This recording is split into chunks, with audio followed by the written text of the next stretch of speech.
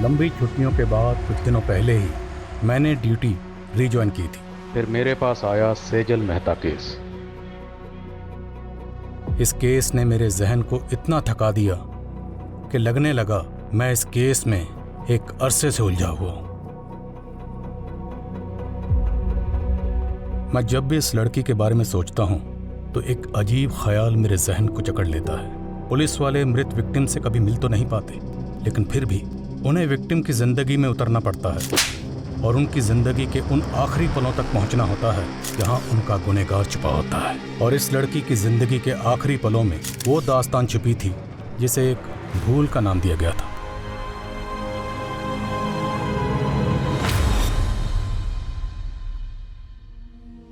अक्सर ऐसा क्यों होता है, जो लोग दूसरों के हक के लिए लड़ते हैं, किस्मत उनके हक में गलत फैसला सुना देती है। मेरी जिंदगी के कई पन्ने थे, लेकिन हर पन्ने पे 3 शब्द जरूर लिखे होते थे: जोश, जज्बा और जज्बात। Case number 26, Aditya Jain versus Radhika Jain. Your honour, violence का कोई जेंडर नहीं होता है। एक औरत के भी हाथ होते हैं जो कि मर्द पे भी उठ सकते हैं, और एक बीवी भी अपने पति को असॉल्ट कर सकती है। योर ऑनर, मेरे क्लाइंट आदित्य डोमेस्टिक वायलेंस के विक्टिम हैं। जब रिश्ते हिंसा की बलि चढ़ते हैं तब जज्बाती चोट जिस्मानी चोट से ज्यादा दर्द भरी होती है। एंड योर ऑनर, दर्द का भी कोई जेंडर नहीं होता है। योर ऑनर, और झूठ का भी कोई जेंडर नहीं होता। झूठ को सच बनाने की भूमिका चाहे जितनी भी अच्छी तरीके से कर ली जाए, लेकिन प्रूफ क्या है? योर ऑनर, ये आदित्य की मेडिकल रिपोर्ट्स हैं जिसमें उसकी पुरानी इंजरीज के प्रूफ हैं। योर ऑनर, आदित्य के फ्रेंड्स, नेबर्स हर कोई स्टेटमेंट दे चुका है और सबका यही कहना है कि वायलेंट आदित्य नहीं, राधिका है। योर ऑनर, अगर मेरे क्लाइंट चाहें तो काउंटर केस भी कर सकते हैं, बट हम कोर्ट का टाइम वेस्ट नहीं करना चाहते, इसलिए आई अपील कि इस केस को डिसमिस करके डिवोर्स ग्रांट कर दिया जाए।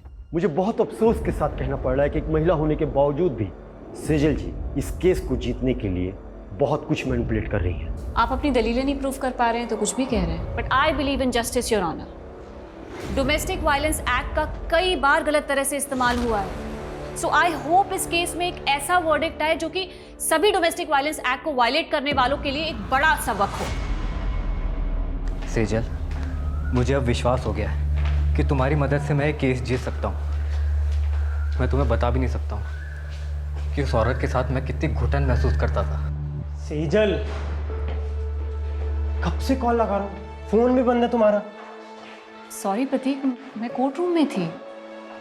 तो मुझे यहाँ क्यों बुलाया? पहले ड्राइवर समझ रखा है। वैसे सही है, तुम्हारा वेट करता रहूँ मैं हमेशा, है ना? सॉरी यार। Aditya, he is Prateek, my fiance. Hi. Hi. अब आपका ऑर्डर हो तो चले यहाँ से। See you on the verdict day. Let's go. Bye.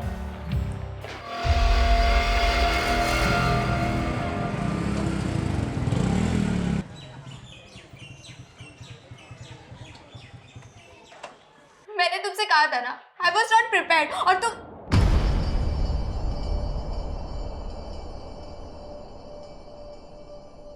Anjali. क्या हुआ राघव? अंजलि रो क्यों रही थी? क्या किया तूने उसके साथ? क्या क्या मतलब? फ्रेंड्स हैं हम, हमारी भी पर्सनल बातें होती है। राघव, तू अभी इतना बड़ा भी नहीं हुआ है, और माँ की एब्सेंस में मैं तेरी बड़ी बहन ही नहीं, तेरी गार्जियन भी हूँ। क्या पका रही होती थी? ये क्या लैंग्वेज हुई राघव?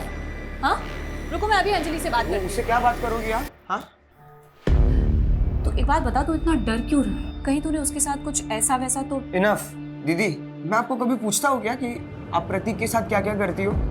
हाँ, मेरी भी पर्सनल लाइफ है, सो प्लीज डोंट इंटरफियर।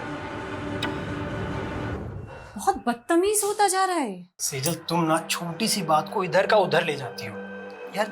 तुम उसे शांति से समझाओगी ना तो आई थिंक वो समझ जाएगा। So just relax, okay? चल। बाहरी दुनिया से जूझना जितना मुश्किल होता है, उससे कहीं ज़्यादा मुश्किल उन रिश्तों से जूझना होता है जिनके लिए हम जीते हैं। अपनों की हार के आगे बाहरी दुनिया की जीत भी फीकी लगती है। आदित्य जैन वर्सेस राधिका जैन। इस केस के फैक्ट्स, स्टेटमेंट्स और प्रूफ्स पे बारीकी से गौर करने के बाद ये कोर्ट आदित्य जैन को डोमेस्टिक वायलेंस के चार्जेस से बरी करती है।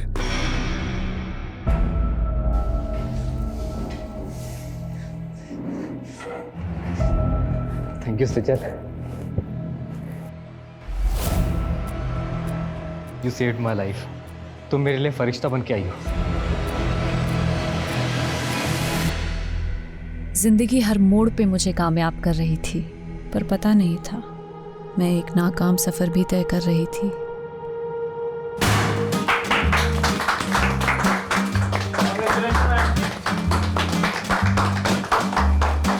Many congratulation Sejal.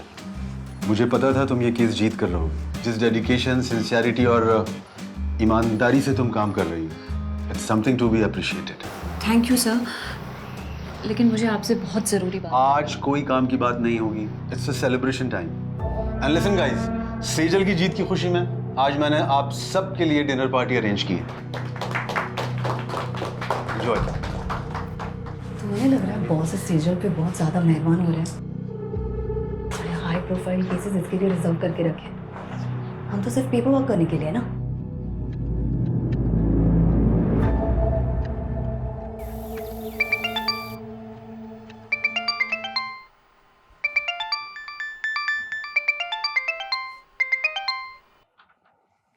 राघव, अखबार में सेजल और उसके केस के बारे में छपा हुआ है और उसने मुझे बताया भी नहीं। कहाँ है वो? दीदी सो रही होगी माँ, मुझे भी सोने दो। 8 बज रहे हैं राघव, उठ और सेजल से कह मुझे फोन करेगी। दीदी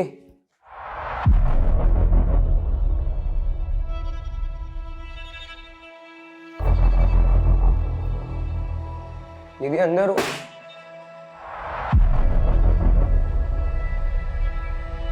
दीदी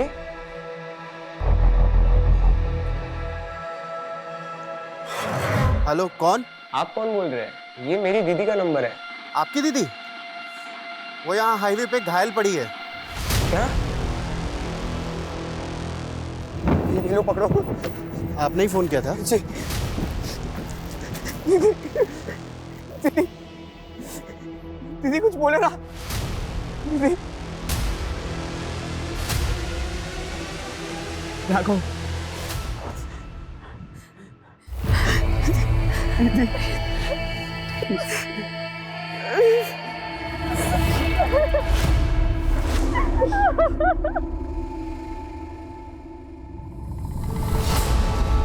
सेजल, कुछ बोलती क्यों नहीं? अरे आखिर क्या हुआ है? कुछ बोलेगी भी?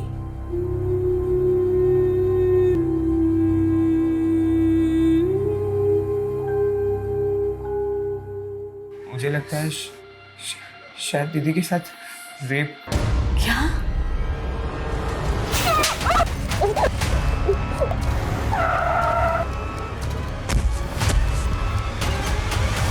इसीलिए पूरे रास्ते कुछ बता नहीं रही थी। मैंने उनसे काफी बार पूछा क्या हुआ दीदी, लेकिन उन्होंने कुछ बताया नहीं। पुलिस को बुलाना चाहिए। नहीं, मुझे सेजल से अकेले में बात कर लेने दे। तू बाहर जा।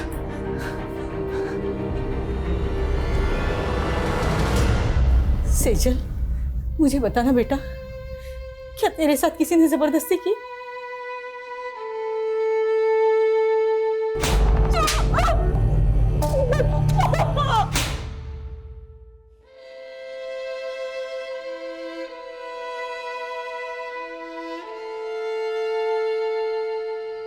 राघव, सेजल ठीक तो है ना? मुझे लगता है कुछ तो हुआ है जो तुम मुझसे छुपा रहे हो। नहीं प्रतीक, ऐसा कुछ नहीं है। अगर सब कुछ ठीक है तो वो मेरा फोन क्यों नहीं उठा रही है? वो दीदी सो रही है, मैं कॉल करवाता हूँ।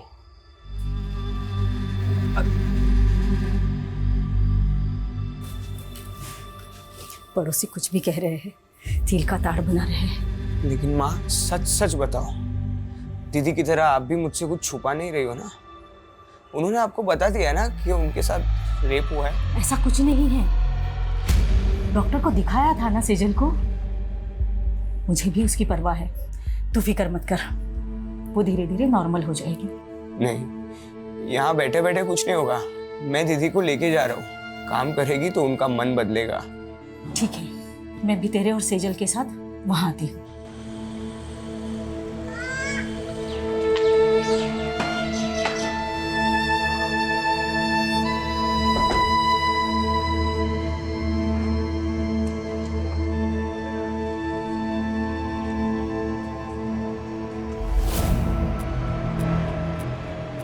क्या देख रही है? चल अंदर।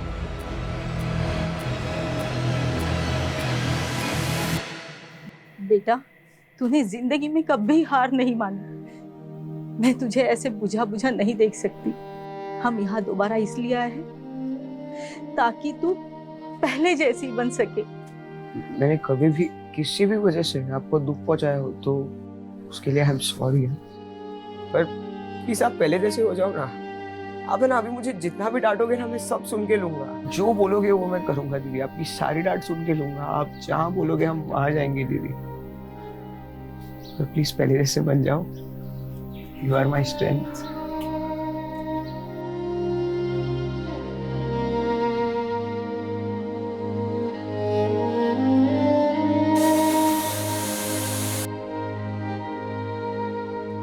अपने दर्द छिपा के मैं पहली बार एक झूठी जिंदगी जीने की कोशिश कर रही थी। सच मुझसे नाराज था या मैं सच से नाराज थी? मेरी दलीलें मुझे ही उलझा रही थी, पर अपना फैसला भी अब मुझे ही करना था। राघव, तू पक्का सेजल को लेके मुझसे कुछ छुपा नहीं रहा है ना? मैं अभी पनवेल आ रहा हूँ। नहीं प्रतीक, वो हम आ गए हैं, सिर्फ 2 ही दिन हुए हैं। अरे तू सेजल का फोन क्यों बंद है? मेरी बात करो उससे। हाँ देखता हूँ। दीदी,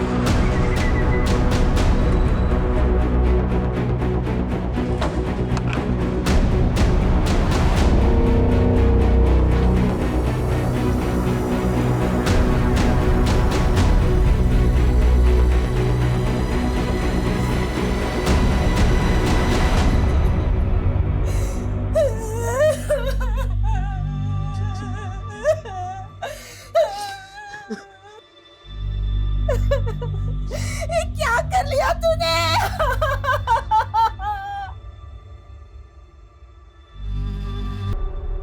मेरी शिकायत खुद से, अपने आप से। मैं ऊपर वाले को थैंक्स बोलती हूँ जिसने मुझे ये जिंदगी दी, दुनिया के सबसे अच्छे माँ बाप दिए, प्यारा सा भाई दिया। लेकिन मुझे नहीं मालूम था मेरी एक भूल मुझे उनसे इतना दूर कर देगी। मुझसे बहुत बड़ी भूल हो गई जिसकी सज़ा मैं अपने आप को दे रही हूँ। मुझे हमेशा अफसोस रहेगा कि मैं आपका साथ छोड़कर जा रही हूँ। आपकी सेजल। शहर की एक युवा लॉयर सेजल मेहता की लाश घर में फंदे से लटकी पाई गई।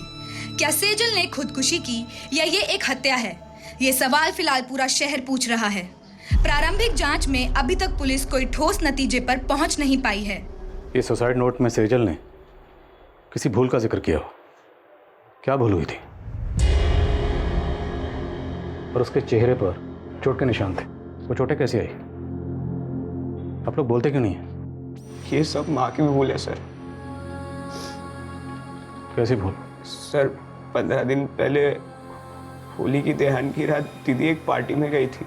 वहाँ उनके साथ कुछ हुआ था सर। पूरी रात घर भी नहीं आई और सुबह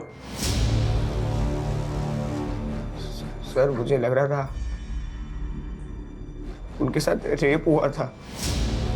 रेप? सेजल किसकी पार्टी में गई थी? कहाँ गई थी? अच्छा सुन, मैं तुझसे कल बात करती हूँ। क्यों? आज घर नहीं आने वाली हो? आऊंगी पर शायद थोड़ा लेट हो जाए, एक पार्टी में जा रही हूँ। उन्होंने सिर्फ इतना बताया था कि वो किसी होटल कस्तूरी में गई थी और पूरी रात घर नहीं आई थी। तो क्या ये भूल थी? या फिर आपको ये मालूम होता है कि आपकी बेटी के साथ रेप हुआ है, आपने फिर भी पुलिस में कंप्लेंट नहीं की? उस भूल का जिक्र उसने इस खत में किया। मेरी बेटी का रेप नहीं हुआ था सर। मैंने डॉक्टर से उसका चेकअप भी करवाया था। देखिए, सेजल को बहुत ही बुरी तरह से मारा पीटा गया है। कहीं ऐसी वैसी तो बात नहीं? मेरा मतलब है रेप। ये मैं कंफर्म नहीं बता सकती। अगर आप पहले सेजल को यहाँ पे लेके आए होते तो शायद मैं कुछ कंफर्म बता सकती थी। सेजल के साथ मारपीट किसने की थी? दीदी ने कुछ भी नहीं बोला था सर। वो ट्रॉमा में थी। लेकिन धीरे धीरे वो हमसे घुलने मिलने लगी थी। ऐसे कैसे सुसाइड कर सकती है वो? आप कहना क्या चाहती हैं? क्या कोई बाहर से आया और उसने ज़बरदस्ती आपकी बेटी को अंदर पंखे पर लटका दी? सर कुछ समझ नहीं रहा है। मैं कॉलेज गया था और माँ शॉपिंग करने। जब घर आए तो दीदी। माना सेजल ने खुद आप लोगों को कुछ नहीं बताया, पर फिर भी उसकी हालत देखकर आप लोगों को नहीं लगा कि आप लोगों को जानना चाहिए कि पार्टी में उसके साथ क्या हुआ, किसने किया और क्यों किया? जानने की कोशिश की थी सर, बस इतना पता चला कि पार्टी उनके ऑफिस में थी। ऑफिस कहाँ पर है? Jawahar Nagar, JP associates. और सेजल आपको घायल अवस्था में कहाँ मिली थी? MG road. सर यहीं पे मिली थी मुझे दीदी। आसपास तो कोई सीसीटीवी कैमरा नजर नहीं आ रहा है। जादव सुनो, यहाँ आसपास लोगों से पूछताछ करो, पता करो किसी ने कुछ देखा है क्या।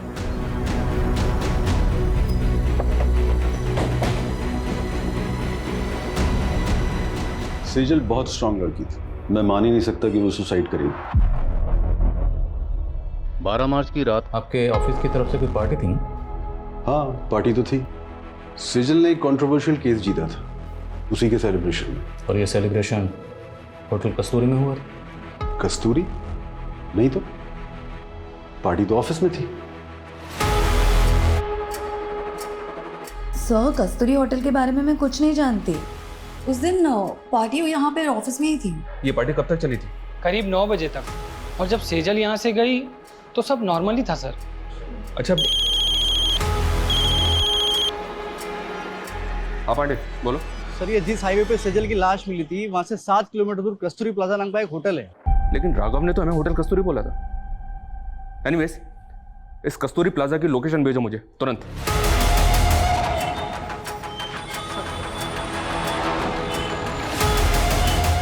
नहीं सर, 12 मार्च को यहाँ कोई पार्टी नहीं थी। इस लड़की को आपने यहाँ देखा था? सर यहाँ तो बहुत से लोग आते हैं, मुझे याद नहीं है। पांडे, 12 मार्च को यहाँ पे जितने भी गेस्ट आए थे सबकी लिस्ट चेक करो और यहाँ का सीसीटीवी फुटेज भी चेक करो, चाहे सेजल यहाँ पे आई हो। Thank you.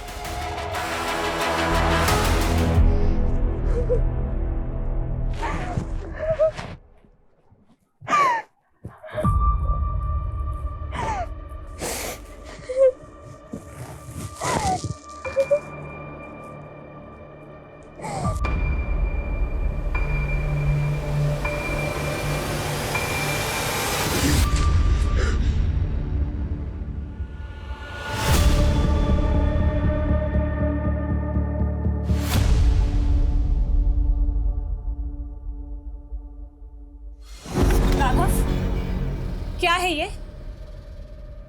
मैंने मेरे बैंकिंग ऐप का पासवर्ड बता दिया तो तुम मिसयूज करोगे मेरे फंड्स का? किससे पूछ के तूने 35,000 रुपए निकाले मेरे अकाउंट से? मैं आपको बताने ही वाला था। और क्या करेगा तू इतने बड़े अमाउंट का? बोल।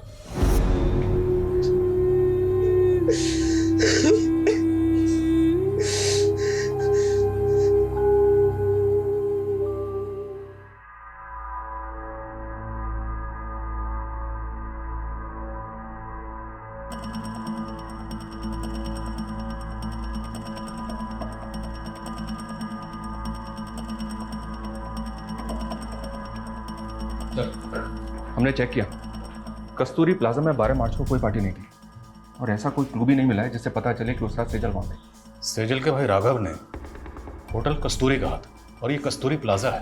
लेकिन सर होटल कस्तूरी नाम से कोई होटल नहीं है उस एरिया में।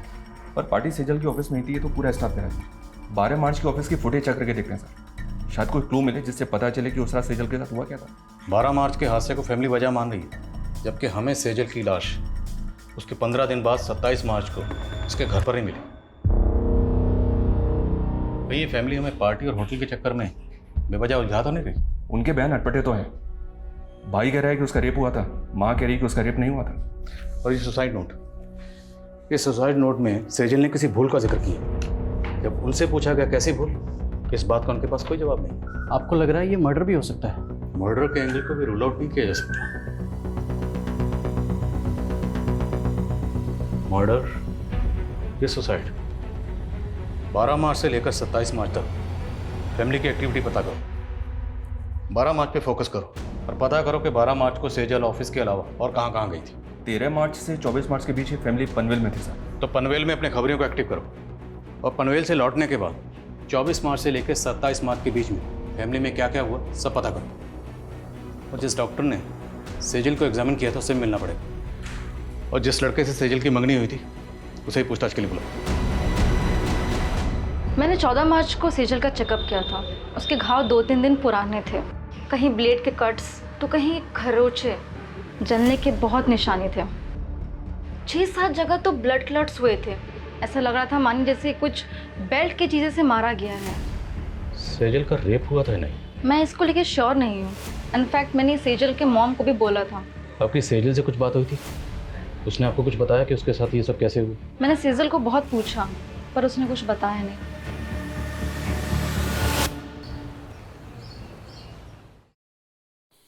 इतना दर्द सहने से तो ज्यादा अच्छा होता कि हम गांव ही भाग जाते। जब घर छोड़ के भागे थे तब क्या दर्द कम थे? जिस्म का दर्द तो फिर भी सहा जाता है बरखा, लेकिन दिल का दर्द सहना बहुत मुश्किल होता है। हाँ, जैसे यहाँ सब तेरे दिल की परवाह करते। अरे दर्द दबा के मुस्कुराना सीखा है और मेकअप लगा के जख्म छुपाना भी।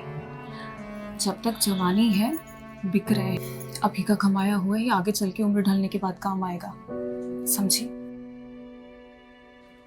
माना सेजल की फैमिली ने आपको कुछ भी साफ साफ नहीं बताया कि सेजल के साथ क्या हुआ था, पर आपको कुछ तो अंदाजा हुआ होगा कि सेजल के साथ ऐसा किसने किया होगा। हमेशा खुशी दिखती थी। मेरे लिए सोच पाना मुश्किल है कि उसके साथ में ऐसा कुछ हुआ है। 12 मार्च को सेजल के ऑफिस की कोई पार्टी थी। अब अगर सेजल उस पार्टी में जाती तो जाहिर सी बात है आपको तो पता ही होता ना। मेरी इस बारे में उससे फ़ोन पे भी बात हुई थी। प्रतीक, बॉस ने ये केस जीतने की खुशी में एक पार्टी रखी है, लेकिन मुझे ये सेलिब्रेशन बिल्कुल अच्छा नहीं लग रहा है। पर हुआ क्या? मुझसे बहुत बड़ा गूफअप हो गया। गूफअप? कैसा गूफअप? सर क्लियरली मुझे कुछ नहीं पता है, but it was something related to her work. Sejal ने ये लॉ फॉर्म 4 साल पहले ज्वाइन की थी, पर इसमें गौर करने वाली बात है वो ये कि सेजल ने जितने भी केसेस जीते थे या जितने भी केसेस पे वो काम कर रही थी, उनमें से ज़्यादातर केसेस वो थे जो पहले उसकी कुलीग कविता के पास थे। मतलब कविता के केस सेजल को दिए जा रहे, जबकि पहले सेजल कविता को असिस्ट कर रही थी। सर ऑफिस की फुटेज में भी हमने कविता और सेजल के एक और कलीग विकल्प को पॉइंट आउट किया था।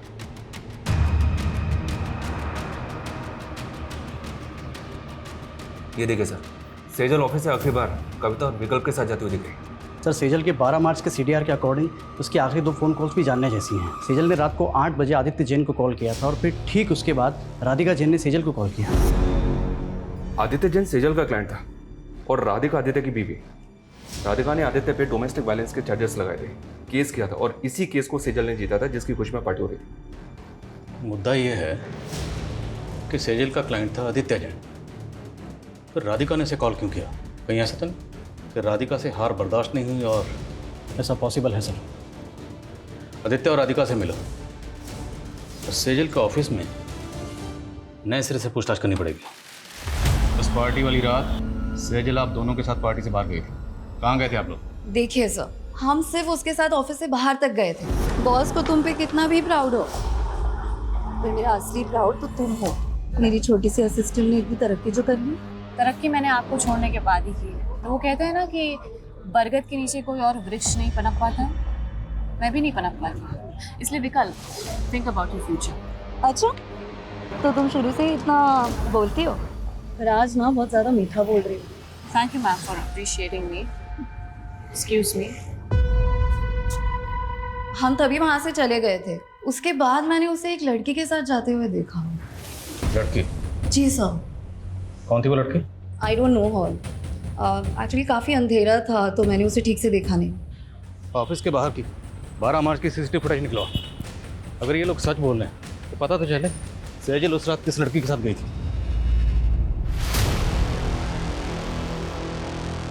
मैंने तुम्हें रोका था, लेकिन तुमने मेरी बात नहीं मानी और अब तुम्हारी वजह से अब मैं प्रेग्नेंट हूँ।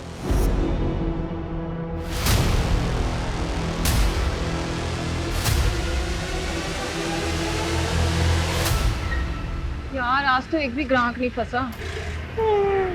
मेरे को तो खड़े खड़े नींद लग रही है, चलना घर चलते हैं। मेरी तो बुकिंग आ गई। इसको पूछना इसको 2 चाहिए क्या? मेरा भी बोल नहीं हो जाएगा। अरे ये मेरे को देने में तो बार्गेनिंग करता रहता, तुझे कहाँ से देगा? जा तू जाके सो जा।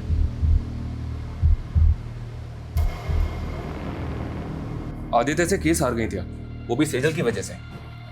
तो फिर 12 मार्च की रात को आपने सेजल को किस इरादे से कॉल किया? नहीं सर, मैंने उसे कॉल नहीं किया था। मैंने उसके 5-6 मिस्ड कॉल देखे, तब जाकर मैंने उसे कॉल बैक किया था। तो बात क्या हुई थी आपकी उसके साथ? सेजल को गिल्ट हो रहा था। गिल्ट? अब क्या है सेजल? सॉरी राधिका, जिंदगी में पहली बार मैंने एक गलत इंसान का केस ले लिया। कहना क्या चाहती हो तुम? मुझे आदित्य की सच्चाई पता चल गई है। आई नो, आदित्य नहीं बल्कि तुम डोमेस्टिक वायलेंस का शिकार हुई हो। मैं खुद सेजल की बात सुनकर हैरान थी सर। ऊपर से वो बोल रही थी कि वो मेरे लिए आदित्य के खिलाफ लड़ेगी। हाँ बोलो। सर, ये आदित्य के घर पे तो ताला है और मैंने पता किया ये 12 मार्च से ही गायब है और काफ़ी दिनों से इसका फ़ोन भी बंद आ रहा है। आदित्य का 12 मार्च से गायब होना और आदित्य की वाइफ राधिका का ये कहना कि सेजल को उसके लिए गिल्ट हो रहा था, मामला कुछ समझ में नहीं आ रहा। इस गिल्ट को क्या हम सुसाइड नोट में लिखी भूल से कनेक्ट कर सकते हैं? तो फिर सवाल ये है कि इस केस को जीतने के बाद 12 मार्च को जो पार्टी दी गई, सेजल उसमें शामिल थी। सेजल उस पार्टी में क्यों गई? राधिका की बात पर हम ऐसे ही यकीन नहीं कर सकते, हमें खुद क्रॉस चेक करना होगा। Right sir. जिस औरत पर अपने पति को टॉर्चर करने का आरोप हो, वो सेजल से बदला लेने के लिए उसको भी तो टॉर्चर करवा सकती है। तो फिर आदित्य क्यों गायब है? सर, शायद उसको भी राधिका नहीं गायब करवाओ, वो उसका राज जानता था। अब इस राज से पर्दा तभी उठ सकता है जब हमें पता हो कि आदित्य क्यों गायब हुआ और कैसे गायब हुआ। आदित्य की बैकग्राउंड खंगालो और मुझे लगता है कि हमें इस बारे में सेजल के बॉस से बात करनी चाहिए। सर। हमें सर, सेजल की पोस्टमार्टम रिपोर्ट। पोस्टमार्टम रिपोर्ट के मुताबिक कॉज ऑफ डेथ स्ट्रैंगुलेशन, मतलब मौत दम घुटने से। जिस्म पर चोटों के निशान थे, पर पोस्टमार्टम रिपोर्ट रेप कंफर्म नहीं करती। वो शायद इसलिए क्योंकि पोस्टमार्टम उसकी मौत के काफ़ी दिनों बाद किया गया। मुमकिन है कि रेप हुआ क्योंकि लड़की के साथ ज़बरदस्ती तो हुई थी। सर, सुसाइड नोट से सेजल की हैंडराइटिंग मैच हो रही है और हमारी पनवेल के खबरियों से इंफॉर्मेशन मिली है सर। कैसी इंफॉर्मेशन? पनवेल में सेजल के चाचा चाची रहते हैं। पिछले 7 सालों से दोनों परिवार के बीच कोई बातचीत नहीं है। दरअसल सेजल के पापा की दुकान थी जो सेजल के चाचा ने हड़प ली थी।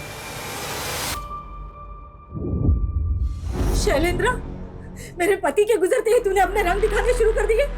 पहले उनका बैंक अकाउंट फ्रीज करवा दिया और अब उनकी दुकान हड़प ली। अरे मैं अपने बच्चों की देखभाल कैसे करूंगी? मैं हूं ना, खर्चा उठा लूंगा तुम सबका। वो दुकान मेरे पापा की थी चाचा जी, आप वहाँ सिर्फ नौकरी करते थे और ऐसे कह रहे जैसे हम पे एहसान कर रहे हैं। बस सेजल, भाभी समझाओ इसको।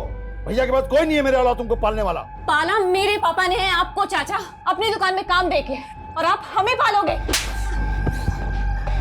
शैलेंद्र, जबान को लगाम दो इसकी, नहीं तो हाथ पैर जबान सब काट के रख दूंगा। और भूता है ना तो आके हासिल कर लेना वो दुकान। शैलेंद्र ने हमें सताया तो बहुत था सर, और शैलेंद्र के उस थप्पड़ ने सेजल के अंदर बहुत बड़ा परिवर्तन ला दिया था। कैसा परिवर्तन? लॉ पढ़ रही थी सर। उन्होंने ठान लिया था कि चाचा से हमारा हक लेकर रहेगी। दिन रात उन्होंने पढ़ाई की और उसके साथ साथ पार्ट टाइम जॉब भी करती थी। चाचा के खिलाफ केस की पैरवी उन्होंने खुद की थी सर। उसने अपने जीवन की हर लड़ाई जीती थी सर। समझ में नहीं आता खुद से कैसे हार गई। क्या लगता है आप लोगों को, क्या शैलेंद्र सेजल के साथ ऐसी ज्यादती कर सकता है? सर, आप 7 साल पुरानी बातें कुरेद रहे हैं और इन बातों को हम कब का भूल चुके हैं। हमने हमेशा सेजल और राघव को अपने बच्चों की तरह माना था। विश्वासघात उन्होंने किया।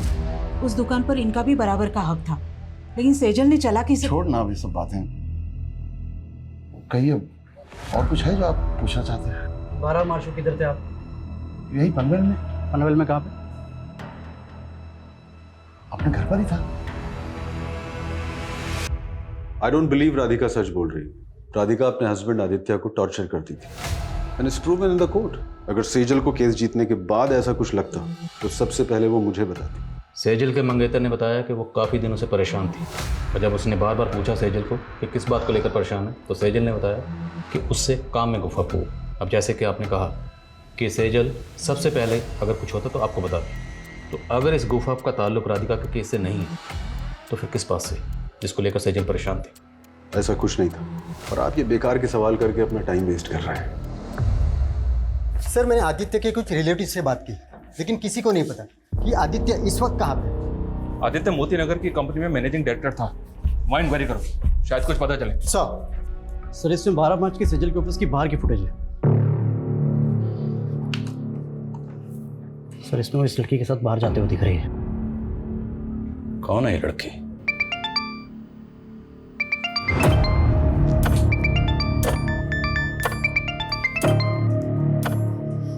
हाँ बरखा बोल। सिमी, एक गाड़ी वाले ने मुझे बहुत टॉर्चर किया, मुझे पैसे भी नहीं दिए और मेरे सारे पैसे ले लिए। मेरे पास तो वापस आने के लिए पैसे नहीं है। तू घबरा मत बरखा, कहाँ है तू बता मुझे, मैं आती हूँ तुझे लेने।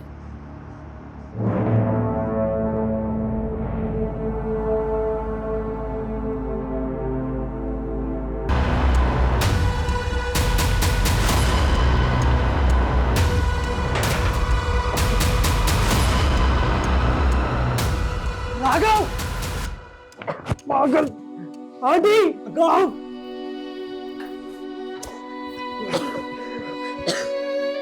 अरे प्रॉब्लम क्या है तेरी?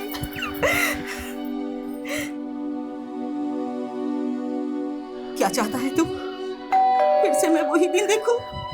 हाँ?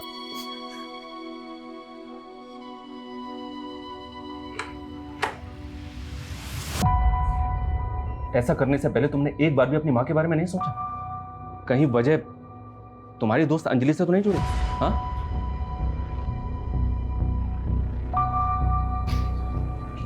ये देखो, और मैं बताऊं कि 12 मार्च की रात को अंजलि सेजल से मिलने क्यों गई थी?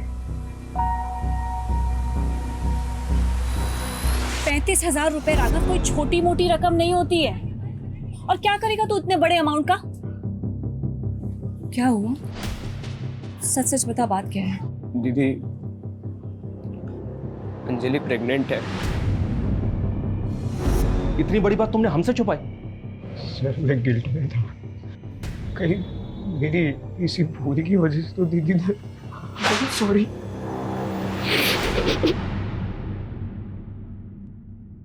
कोई प्रेग्नेंट नहीं थी तुम, ये सब ड्रामा है ना? प्रेग्नेंट हो तुम? कोई प्रूफ है? तुम दोनों ने मेरे भाई को बेवकूफ बनाया सिर्फ पैसे हटने के लिए। अब देखना, ऐसे चार्ज में तुम लोगों को अंदर करवाऊंगी ना कि कभी भूलोगे नहीं। 12 मार्च को सेजल को लेकर कहाँ गई थी? मैं तो बस माफी मांगने गई थी उनसे। तुम यहाँ क्या कर रही हो? मुझे माफ कर दो दीदी, प्लीज मेरे खिलाफ कोई केस मत फाइल करना। तुमने गुनाह किया है तो सजा तो तुम्हें दिलवा के रहूंगी मैं। नहीं दीदी प्लीज। वो वहाँ से चली गई थी, कहाँ गई वो मुझे नहीं मालूम है। तो हम मालूम कर लेंगे। जरा इन दोनों को मालूम पर घुमाओ। जी सर। माना तुमने हमसे पहले अंजलि की बात छुपाई, पर हमें अभी तक किसी भी होटल कस्तूरी का पता नहीं चला है। दीदी ने मुझे यही बोला था कि वो उस रात होटल कस्तूरी जा रही थी। अगर होटल कस्तूरी वाकई है तो कहीं तो होगा। हर छोटे मोटे होटल की लिस्टिंग करो और ढूंढो होटल कस्तूरी को। और सेजल अपने भाई राघव को एमजी रोड पर मिली थी। एमजी रोड से लेकर सेजल के ऑफिस तक जहां जहां सीसीटीवी है सबकी फुटेज निकलाओ, फुटेज स्कैन करो। सर, ये आदित्य जिस कंपनी में एमडी था वहां से अचानक से रिजाइन करके चला गया। ऑफिस में इंक्वायरी की तो पता चला कि ये वहां पे काम करने वाली लड़कियों को फेवर देने के लिए उनका शारीरिक शोषण किया करता था। ये बात आदित्य के ऑफिस की एक लड़की ने सेजल से कांटेक्ट करके उसे बताई थी। तो पूरे चांसेस हैं कि आदित्य की वाइफ राधिका का बयान सही है कि सेजल उसके खिलाफ एक्शन लेने वाली थी, क्योंकि ये आदित्य 12 मार्च से ही गायब। आदित्य के ऑफिस से उसके बारे में एक और लीड मिली है सर। शायद ही अपने मामा के घर पहुंच सकता है। उठवा। भागा नहीं था मैंने रिजाइन किया था। तुम 12 मार्च से गायब हो। 12 मार्च मतलब उसी दिन जिस दिन सेजल। मैंने कुछ नहीं किया है, मुझे अपने लॉयर से बात करनी है। अपने लॉयर को तो तूने मार दिया। अब किससे बात करेगा? बोल, क्यों मारा सेजल को? देखो, मुझे डराना मत। मुझे क्या लग रहा है तेरे साथ हम यहाँ पर टाइम पास कर रहे हैं? हाँ, रेप और मोलेस्टेशन के चार्जेस लगे हैं तुझे, और तेरे ऑफिस की कई लड़कियों की रिकॉर्डिंग स्टेटमेंट है हमारे पास। बोल अब। मेरे पास प्रूफ्स हैं तुम्हारी असलियत के। मुझे तो खुद पे गुस्सा आ रहा है कि तुम्हारे जैसे सेक्स ऑफेंडर की पैरवी की मैंने। पर थैंक्स सेजल, तुम्हारी वजह से मैंने केस जीत लिया। मैं राधिका के साथ मिलकर काउंटर केस करूंगी तुम्हारे खिलाफ। कल ही वारंट निकल जाएगा तुम्हारा। मैं डरकर भागा जरूर था, लेकिन मैं सच बोल रहा हूँ, मैंने सेजल के साथ कुछ भी नहीं किया है। राइट सर, मैं पता करने की कोशिश कर रहा था।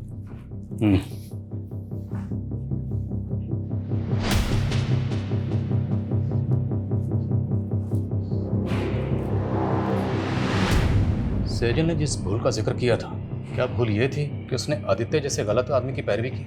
अगर हाँ, तो फिर वो 12 मार्च से लेकर 27 मार्च तक खामोश क्यों थी? और कोई भी भूल इतनी बड़ी कैसे हो सकती है जिसकी वजह से सेजल जैसी लॉयर सुसाइड कर ले?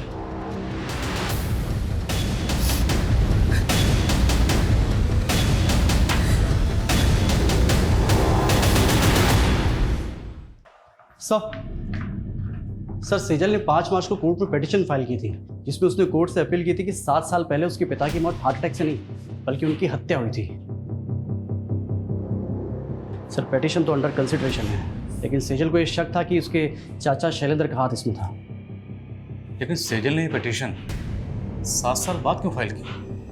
आखिर 7 साल बाद उसके हाथ में ऐसा क्या सुराग लगा हो? सेजल की माँ को भी इस बारे में कुछ नहीं पता, लेकिन सर वो हमें शैलेंद्र के बारे में भी कोई सबूत नहीं मिल रहा है। अगर सेजल की पिता की हत्या के पीछे वाकई उसके चाचा शैलेंद्र का हाथ था और उसके बावजूद वो 7 साल से बाहर है, तो मतलब प्लानिंग लंबी की होगी। और अब सेजल 7 साल बाद उस पर मर्डर चार्जेस लगाकर उसे अंदर करवाने वाली थी। मोटिव स्ट्रांग है। इस शैलेंद्र के बारे में पता करो, उसकी हर एक हरकत पर नजर रखो। Okay sir.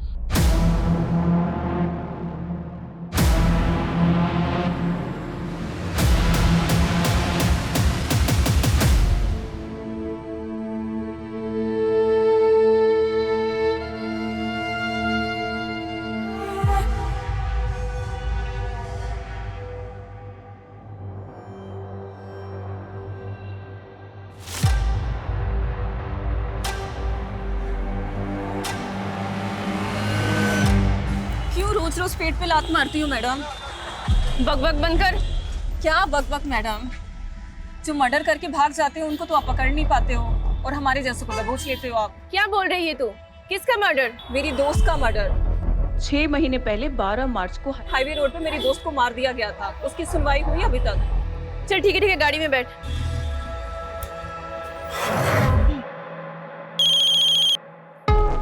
हाँ बोल। सोनू खबरी बोल रहा हूँ साहब। वो आपके हाईवे वाले केस का क्या हुआ? उन्होंने क्या बोला है? क्या? अरे साहब वो क्या है ना कि मैंने सुभाष नगर पुलिस को एक चकले का टिप दिया है, और वहाँ पे एक प्रोस्टिट्यूट बोल रही है कि उसकी फ्रेंड का 2 महीने पहले वहाँ पे मर्डर हुआ।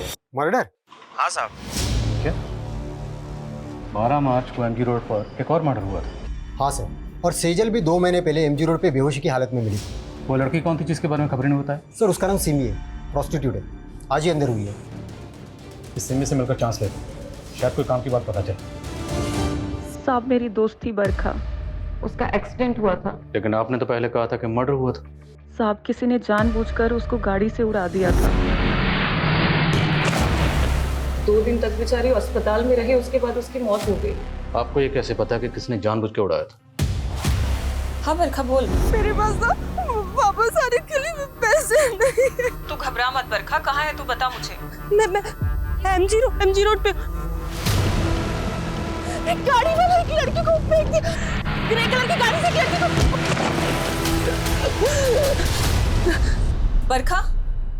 बरखा मुझे कुछ समझ में नहीं आया और उसके बाद उसका एक्सीडेंट हो गया। बरखा ने आपको उस गाड़ी का नंबर बताया था? नहीं साहब, लेकिन बरखा ने बताया था कि ग्रे कलर की कोई कार थी। आपकी बरखा से बात कब हुई थी? मेरा मतलब तारीख क्या थी? सर 12 मार्च को रात के 2-2:30 बजे के आसपास। 12 मार्च की रात को सेजल जहां पर जख्मी हालत में मिली थी उस जगह पर सीसीटीवी नहीं है, लेकिन वहां से 3 किलोमीटर दूर एक सिग्नल है, वहां पे सीसीटीवी है। और रास्ते में कोई भी राइट या लेफ्ट टर्न नहीं है, सीधा रास्ता है। उस सीसीटीवी की फुटेज स्कैन करो, जितनी भी सफेद रंग की गाड़ियां दिखती हैं सबकी लिस्टिंग करो। सर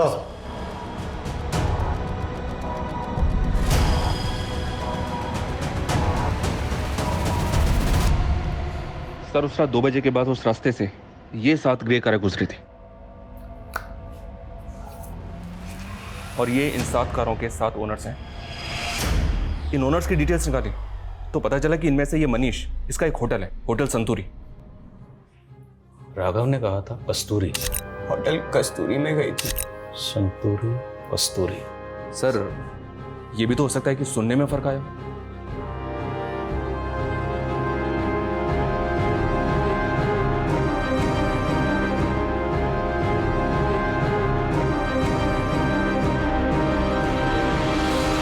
मेरा यकीन कीजिए सर, मेरी सेजल से कोई दुश्मनी नहीं थी। मैं तो बेकार में ही अपने दोस्त के लफड़े में फंस गया। कौन दोस्त?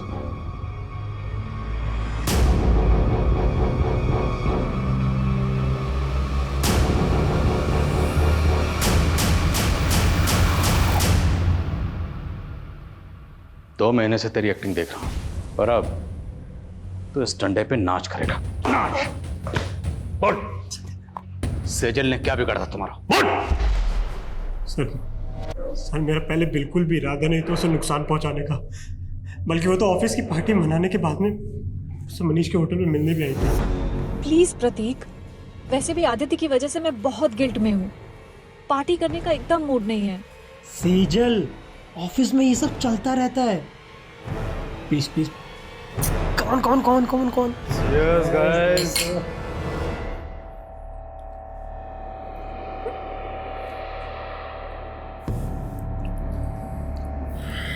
सेजल,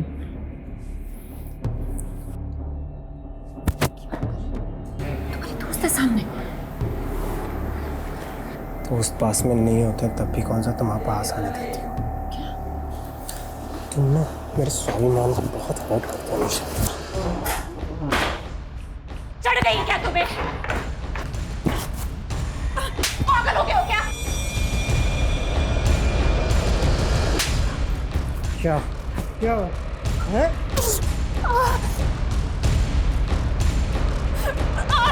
छोड़ो मुझे। क्या कर रहा है ये? छोड़ भाभी को। चुप। काहे की भाभी साली सुनी नहीं मेरे साथ में आज तक एक बार भी। आज ना तेरा रेप करूंगा मैं, पता है? तेरा दिमाग खराब है क्या? क्या बोल रही है? तेरा मन कर रहा तो तू भी कर ले।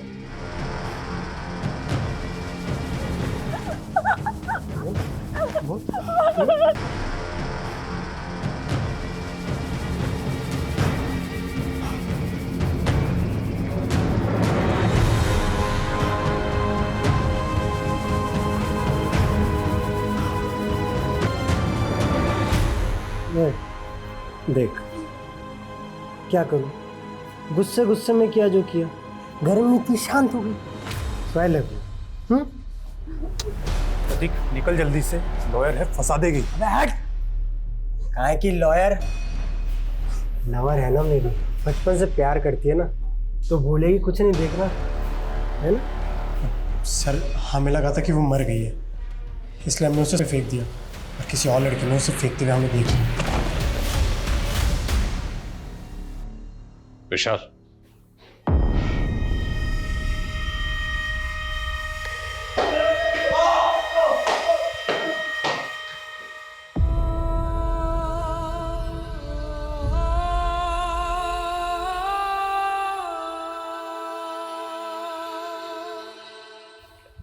सर सेजल के साथ उसके अपने मंगेतर ने इतना सब किया, फिर भी वो 15 दिन तक चुप रही। जबकि सेजल कोई आम लड़की नहीं थी, एक लॉयर थी, एक ऐसी लॉयर जो लोगों के इंसाफ के लिए ईमानदारी से लड़ती थी। सेजल प्रतीक को बचपन से प्यार करती थी। उसने प्रतीक पर आंख बंद करके भरोसा किया, लेकिन प्रतीक ने उसके भरोसे को तोड़ा। जब इंसान को किसी अपने सबसे ज्यादा करीबी से धोखा मिलता है तो उस इंसान का पूरी इंसानियत से भरोसा उठ जाता है। सेजल के साथ भी यही हुआ। उसने अपने सुसाइड नोट में यही लिखा कि उसे लग रहा था कि प्रतीक पे भरोसा करके उसने अपनी जिंदगी की सबसे बड़ी भूल की। वो भूल जरूर थी, लेकिन सबसे बड़ी नहीं। सबसे बड़ी भूल थी उसका अपनी जिंदगी को खत्म करना, खुदकुशी करना। हम सब की जिंदगी में दुश्वारियां आती हैं, परेशानियां आती हैं, लेकिन उन परेशानियों से लड़ते हुए, दुश्वारियों से जूझते हुए, जद्दोजहद करते हुए जिंदगी में आगे बढ़ना होता है। इसी का नाम जिंदगी है। मौत किसी मसले का हल नहीं है।